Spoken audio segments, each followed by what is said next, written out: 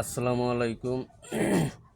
প্রিয় বাংলাদেশের ৬৪ জেলার ভাই ও বোনেরা, আপনাদেরকে জুমা মুবারকের শুভেচ্ছা রইল।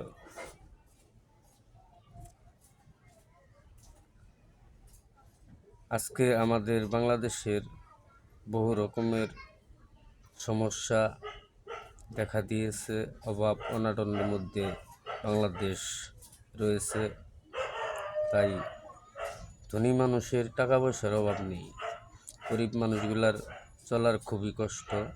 বিষয়টা বড় কর্মকর্তাদের কাছে বলে দিলাম।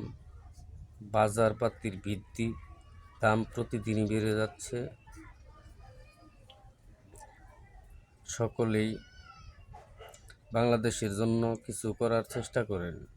রাস্তাঘাটে ময়লা আবর্জনা সাইডে, চলাচলের ব্যবস্থা বন্ধ। পুলিশ অনর্গল গরিবের কাছ থেকে, অটোওয়ালাদের কাছ থেকে টাকা পয়সা নিচ্ছে। রাস্তাঘাট পরিষ্কার করে বিদেশের মতো সিস্টেম করে দেন,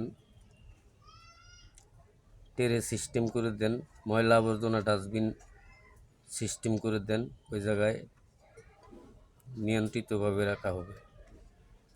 রাস্তাঘাট স্বর্ণকমল বানিয়ে দেন। ভাই, আমার কথাটি ভালো লাগলে লাইক, কমেন্ট, শেয়ার, ফলো সকলের আইডিতেই, আমার আইডিতেও করে দিয়েন। সকলকে আমি লাইক, কমেন্ট, শেয়ার, ফলো বাটনে ক্লিক করে দেব। ইনশাল্লাহ। ধন্যবাদ। ভালো থেকে।